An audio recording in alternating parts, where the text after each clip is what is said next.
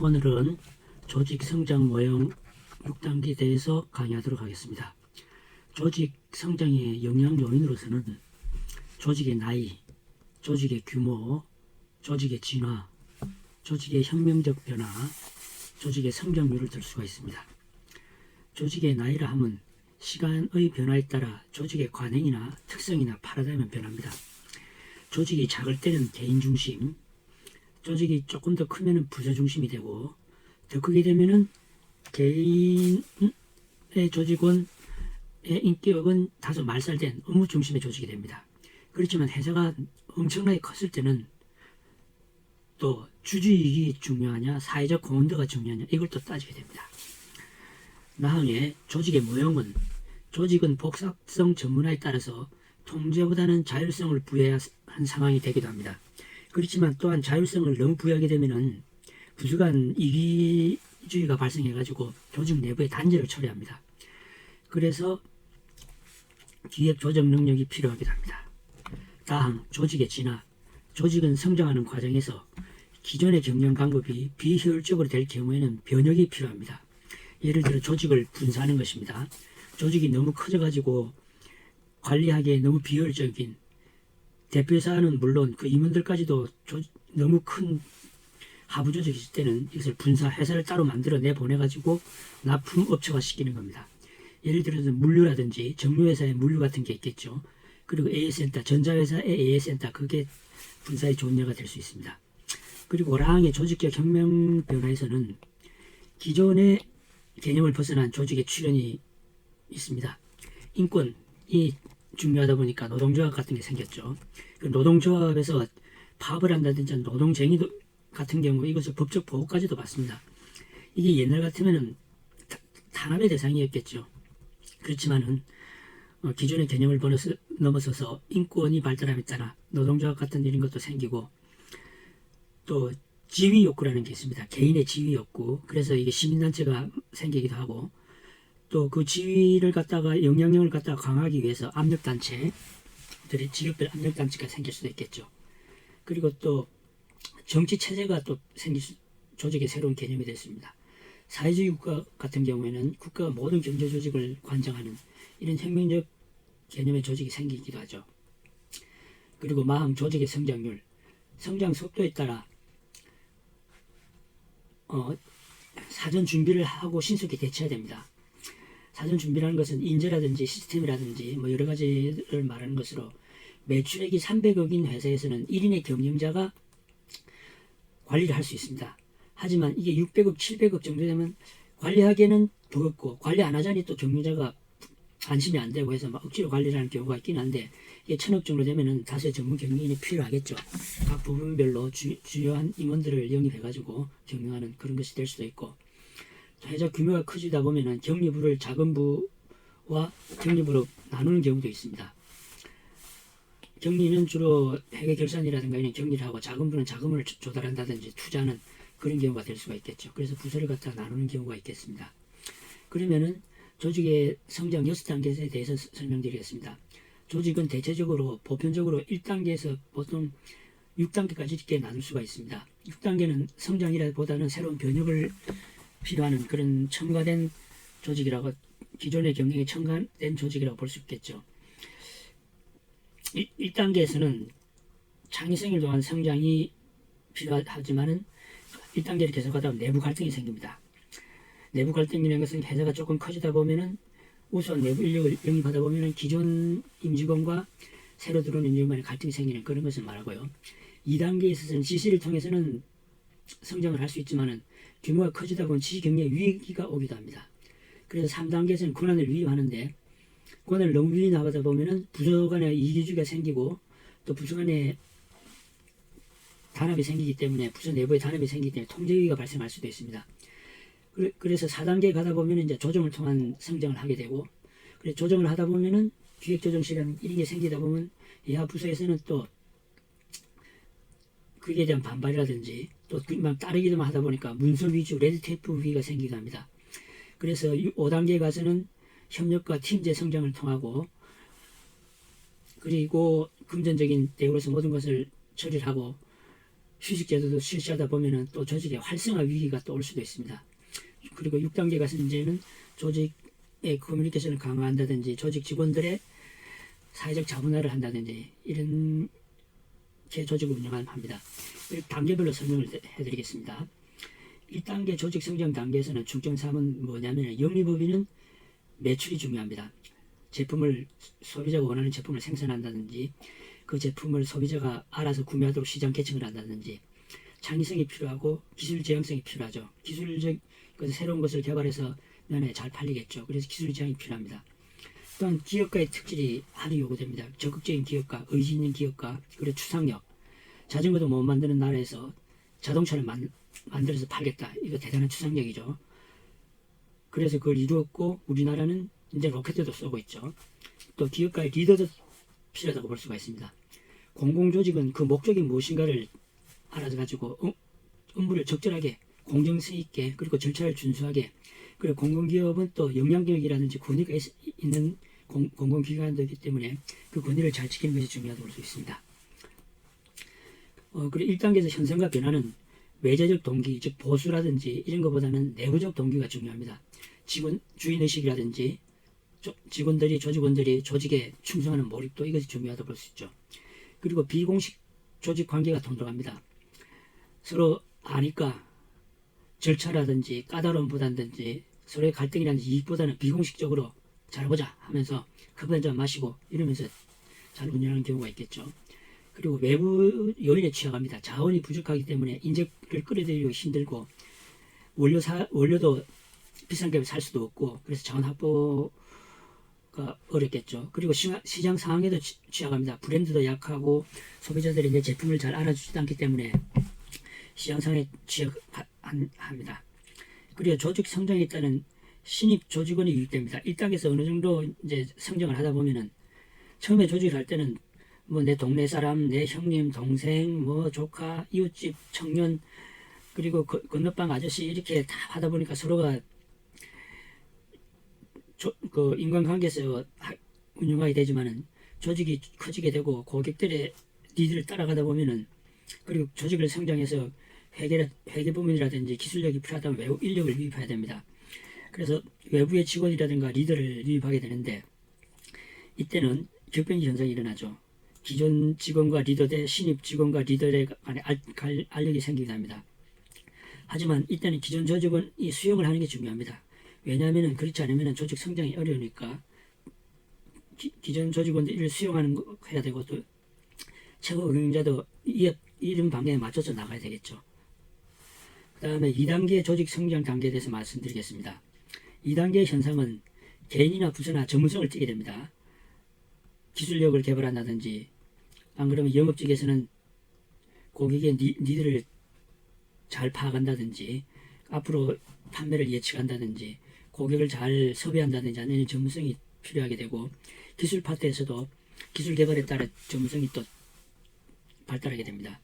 그리고 업무 표준화와 예산 제도가 도입됩니다. 기업이 성장하고 체계가 잡히면은 당연히 업무 표준화를 만들어야 되죠. 업무 표준화를 만들지 않게 되면은 한 사람이 그 일을 계속 하다 보면은 그 일에 고쳐가게 되고 특정인이 그에 대해서 불필요한 영향을 행사할 수도 있습니다. 그리고 또 새로운 업무를 도입했을 때 그것을 매뉴얼을 만드는지 표준화를 시켜야지 다른 직원들이 바로 적응을 할 수 있고 신입진들이 적응을 할 수 있습니다. 또 예산 제도도 도입합니다. 그래서 자금을 갖다가 얼마큼 효율적으로 잘 쓰고 집행을 하느냐, 비용을 아끼느냐 이런 하기 위해서 예산제를 도입하기도 합니다. 그리고 또 조직이 커지다 보면은 보수나 직급이 우선시되는 공식 조직이 주인의식이 우선시되는 비공식적보다 우위를 갖게 되죠. 회사가 커지게 되면은 어쨌든 주인의식도 중요하지만은 보수와 직급이 중요한 거 이건 세상사가 어쩔 수가 없습니다. 2단계에서 나타나는 격변기 현상으로는 단순 지시 경영의 한계점에 도달하게 됩니다. 매출이 커지고 회사 규모가 커지다 보면은 대표이사가 일일이 지시하면 모든 게 신속하게 되고 또 통찰력인 대표이사가 지시를 하게 되면 회사가 빨리빨리 움직이고 효과적으로 움직이게 되지만은 너무 커지다 보면 일일이 지시를 할 수가 없습니다. 그래서 단순 지시의 경영의 한계점에 부딪히게 되고 대인이라든지 유능한라든지 전문성이 발달한 직원들이 들어오게 됩니다. 그렇게 되면은 또 조직원들이 또 자율성을 요구하게 됩니다. 이런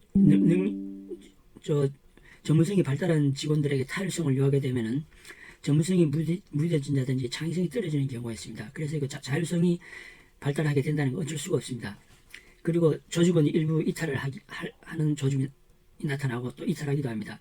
기존 조직원들은 업무의 한계를 느낍니다. 회사가 커짐에 따라 유능한 직원들이 들어옴으로 해서 업무의 한계를 느끼게 되고 또 나는 열심히 했는데 난 회사에 비해서 몸 다 바쳤는데 왜 이래 대우가 졌냐 해서 대우에 불만을 갖기도 하고 또 권력의 축이 이동하기도 합니다. 새로운 직원들이 들어오든지 리더들이 들어오면 또 권력이 당연히 이동하게 되겠죠. 또 대표이사는 회사의 성장을 위해서 새로운 사람한테 또 힘을 실어주게 됩니다. 그래서 기존 조직원들이 이탈하게 됩니다. 또한 신입 조직원들도 이탈하게 됩니다. 실패합니다. 신입 조직원들은 대체로 능력이 있다고 하면 큰 기업에 있던 직원들이 오는 경우가 많은데 어쨌든 규모가 작은 회사에 오다 보면 타율적 분위기가 심하죠. 그래서 자율적 분위기에 있던 직원들이 이런 회사에 오게 되면 타율적 분위기에 젖어서 적응하기도 어렵고 또 비공식적인 조직에서는 비공식 조직들 간에 그 권력이 형성되기 때문에 기존 권력에서도 버티기도 힘듭니다. 그래서 상당히 어려움을 겪게 되죠. 이런 경우에는 리더의 적극적인 보호가 필요한 것입니다. 리더의 적극적인 보호 내역은 경영학 교과서에 나오는 이야기입니다. 그리고 3단계 조직 성장 단계를 말씀드리겠습니다. 현상으로서는 최고 경영자가 통제력을 상실합니다. 매출액이 1,000억, 2,000억, 3,000억 되는데 대표이사가 그걸 어떻게 다 관리하겠습니까? 부서만 해도 10몇 개의 부서가 되고 지점, 지사, 직원들이 수백 명, 1,000명, 2,000명 될 텐데 그걸 어떻게 다 통제를 하겠습니다. 그래서 최고 관리자는 통제력을 상실하게 되고 그리고 최고 관리자의 간접 통제 방식, 정결권을 위임하는 이런 게 되겠죠.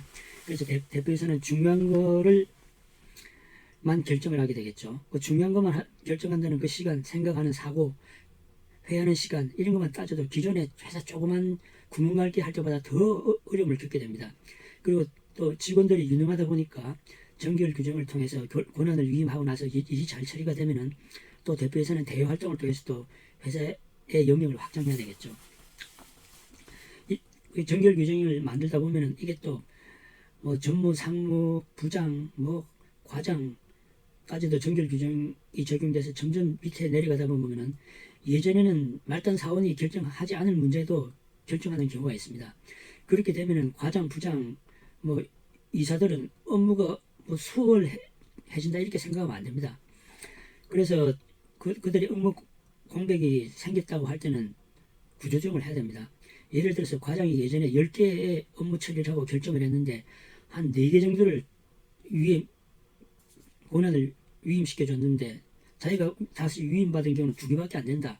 그러면 10개 일에서 4개를 권한 위임시켜주고 2개를 받으면 2개 공백이 생기겠죠. 이때 놀면 안 됩니다. 놀아서 회사의 업무 공백이 생기다면 당연히 구조조정이 들어가야 되겠죠. 그렇기 때문에 정결 규정이 놀라고 만든 건 아니니까 그걸 잘 운영하셔야 됩니다. 그리고 격변기 현상은 어떻게 되느냐. 일부 최고 관리자는 종전의 관리 방식을 시도합니다. 지시 일변대 방식을 다시 시도하려고 하죠. 일을 갖다 회사 하부 직원에게 맡기게 되면은 무엇인가 불안하고 제대로 안 되는 것 같고 그래서 다시 지시 일변대로 가는데 대부분 다 실패합니다. 그래서 느슨하게 일을 맡기는데 처음에는 조금 여러 가지 불협화음이라든지 실패가 있겠지만 지나고 나면 또 다 적응해서 다 잘 하게 됩니다. 왜냐하면 어쨌든 회사는 경쟁 방식이기 때문에 밑에 사람들은 놀지 않죠. 업무 능력을 개발한다든지 실수를 하지 않으려고 긴장한다든지 해서 거의 성공을 합니다.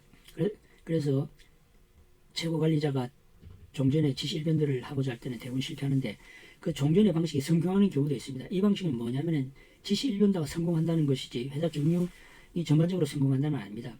종전 방식이 성공하는 경우는 조직 성장이 정체됩니다. 대부분. 안 그러면 과학적인 분위기가 됩니다. 지시를 하다 보면 대표이사가 신경 써야 되고 스트레스를 받게 되고 그걸 신경적으로 대하고 막 큰 소리가 나오고 하면 과학적 분위기가 되죠. 그래서 조직이 정체하든지 강압적 분위기가 되고 그리고 최고 관리자의 업무 스트레스가 가중합니다. 그래서 시장 상황이 어렵다든지 외부 저항이 심할 경우에는 조직이 붕괴합니다. 예전의 매출액에서 새로운 제품을 만들지 못한다든지 시장 개척을 못할 경우에는 기존에 또 시장에 새로운 경쟁자들이 계속 들어오기 때문에 회사 영업 안 되고 조직이 붕괴하는 경우가 많습니다. 이것은 정치에서도 마찬가지입니다. 2차 대전 때 독일의 히틀러가 하부 장군들한테 맡기지 못해가지고 모든 작전을 갖다가 자기가 일일이 지시를 하다가 엄청난 업무 스트레스가 가중돼가지고 전쟁 말기에는 거의 병자라도 살았다고 그러죠. 그래서 이게 조직에 있어서 최고 관리자의 위임은 중요하고 그것을 어떻게 또 잘 넘기냐도 중요하고 또 직원들한테 그 업무 공백이 생기지 않도록 하는 것도 중요하며 또한 어려운 경우를 닥쳤을 때 또 잘 넘기는 이 모든 것이 다 중요합니다. 회사에서 경영 위기가 닥치고 어려움을 겪을 때가 보면은 위임 정렬 단계에서 많이 겪는 것을 보았습니다. 그리고 4단계 조직 성장 단계에 대해서 말씀드리겠습니다. 이때 일어나는 현상과 변화는 위임 정결 규정이 됨으로 해서 부서 간에 각각 제각기 노는 경우가 있습니다. 그래서 부서 이기주의가 발생을 하죠.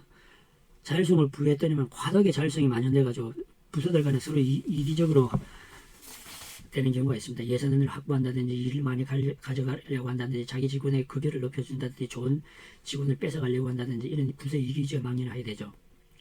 그래서 최고 관리자의 중요성이 제국 부각됩니다. 이건 지시를 하는 게 아니고 조정제 역할을 하는 것입니다. 그래서 최고 관리자는 기획조정 절차를 구축하죠. 기획조정실을 만들게 되고 감사실을 만들게 됩니다. 그리고 구조조정을 하게 됩니다. 이렇게 부서 이기주의가 생기다 보면은 부서의 이익에 따라 움직이다 보면은 부서의 이익, 개인의 이익이 커지다 보면 회사에서 비용이 셉니다. 그리고 개인의 이익을 구축하다 보면은 불필요한 경비가 또 나가게 되고 회사를 갖다가 자기 개인적인 것으로 이용하는 그런 사람도 있습니다. 또 노는 사람도 생깁니다. 그렇기 때문에 직원을 이동시키든지 강원한다든지 조직을 통폐합한다든지 해서 조직을 간소화시키는 것도 필요하다고 볼 수 있습니다. 그리고 업무와 결과에 대해서 수치와 데이터를 강조하게 됩니다. 수치화하고 데이터를 강조하죠. 조직이 커지다 보니까 일일이 개인적으로 평가를 할 수 없으니까 그 업무 결과에 대해서 수치하고 데이터하는 거. 나중에 시간이 있으면 업무를 갖다 수치하고 데이터하는 이런 것을 또 강의를 한번 하도록 하겠습니다. 그리고 성과급을 강화합니다. 사람이 많다 보니까 보수로서 모든 걸 해결하게 되죠. 그래서 스톡 옵션이라든지 이익 배분제, 개인 이익 배분제, 팀별 이익 배분제를 실시하게 됩니다. 그리고 격변기 현상을 기획 조정 절차가 또 한계에 다다르게 됩니다. 기획 조정실이 생겨가지고 말단 부서, 예하 부서에 지시를 하게 되면 예하 부서는 거기에 따라서 그냥 다른 중리를 내든지 또 기획 조정실에서는 예하 부서의 고충을 잘 모르기 때문에 관료적으로 대합니다.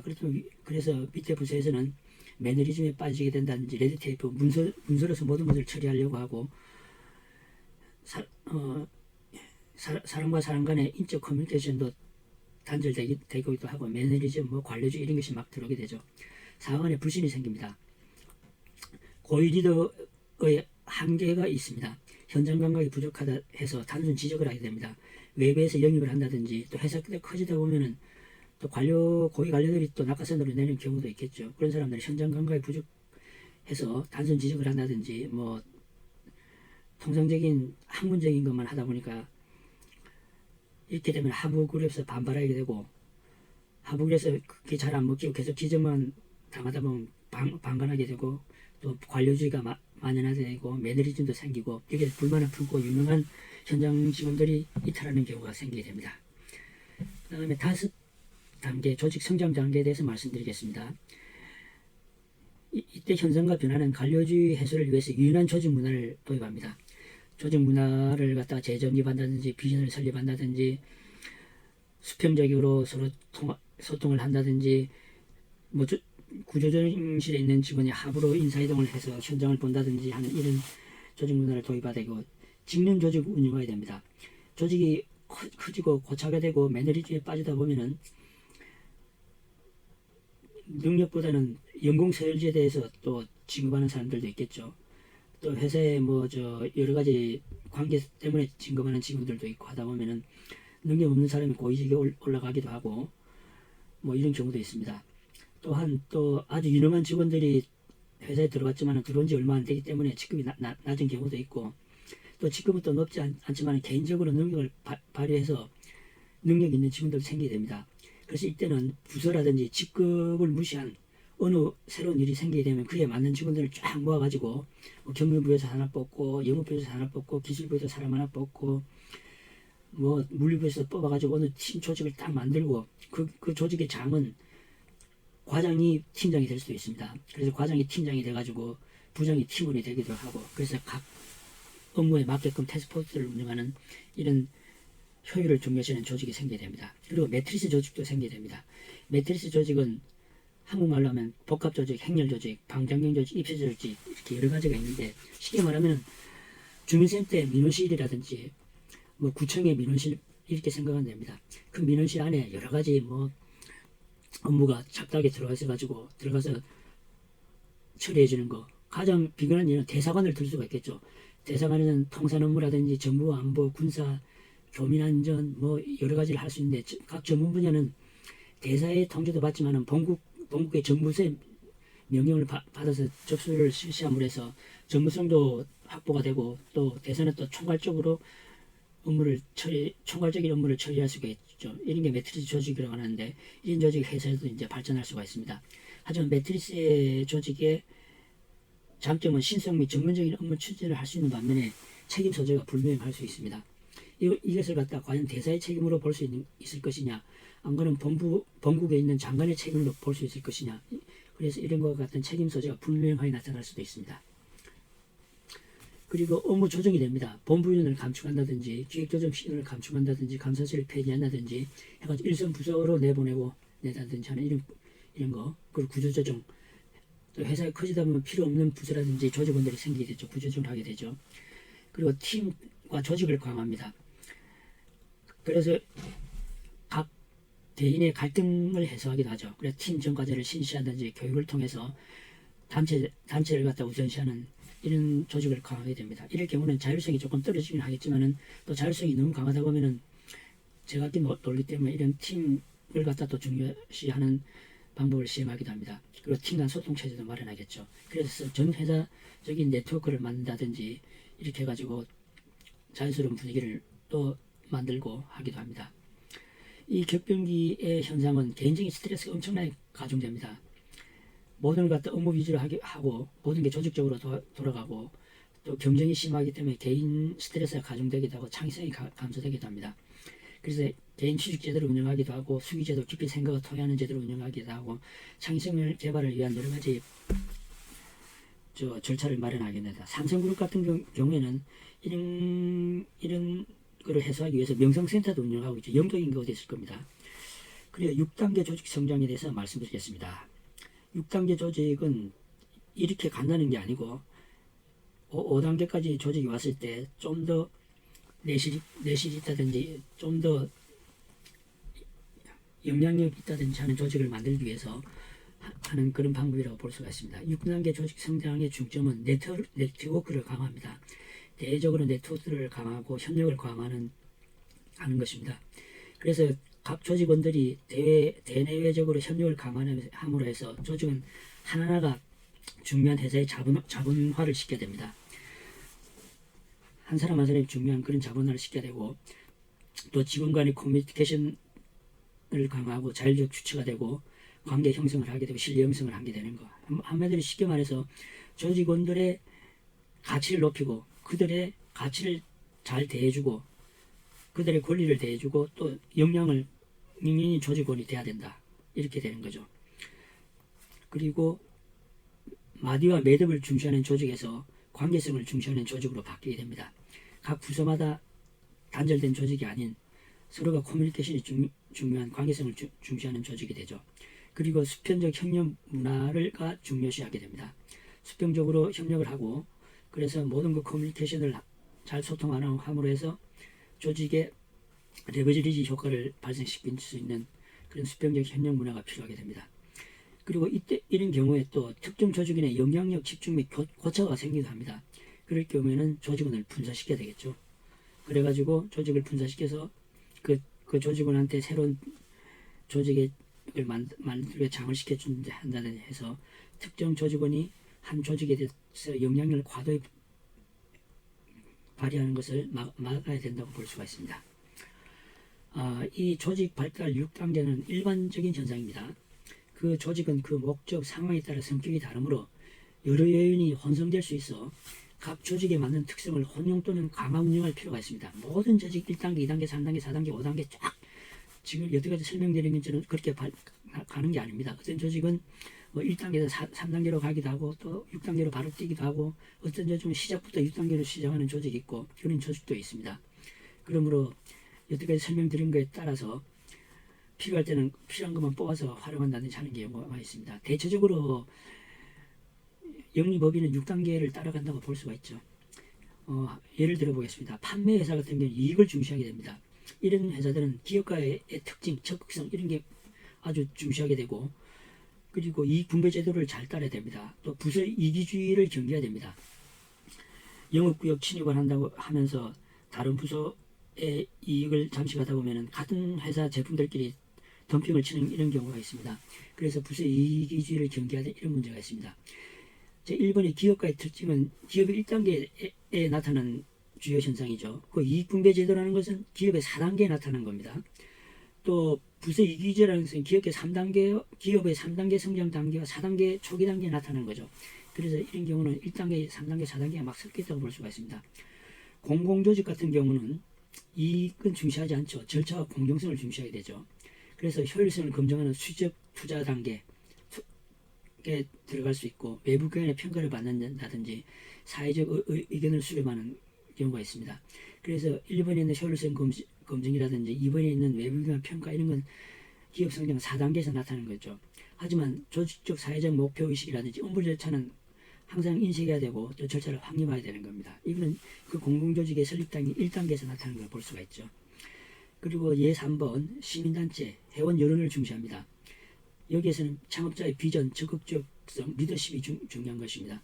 시민단체는 처음부터 끝까지 창업자의 비전, 적극적 리더십이 항상 따라야 됩니다. 이것은 조직 성장 1단계에서 나오는 거지만은 시민단체는 처음부터 끝까지 이게 중요한 것입니다. 그리고 조직원들의 개개인의 권리, 역할도 중시하고 조직원 한 사람이 자율적 주체가 되고 의사소통으로 신뢰성을 형성하는 것, 이것은 매우 중요하다고 볼 수가 있죠. 영리법인에서는 나타나지 않는 그런 현상이라고 볼 수가 있습니다. 그리고 시민단체 같은 경우는 딱딱 끊어진 매듭 조직은 처음부터 잘 적용할 수가 없습니다. 그래서 항상 관계성을 중시하는 이런 조직이 필요하다고 볼 수가 있습니다. 이상으로서 조직 성장 6단계에 대해서 설명을 마무리하도록 하겠습니다. 그럼 다음에 또 좋은 강의를 들고 나서 설명을 하도록 하겠습니다. 감사합니다.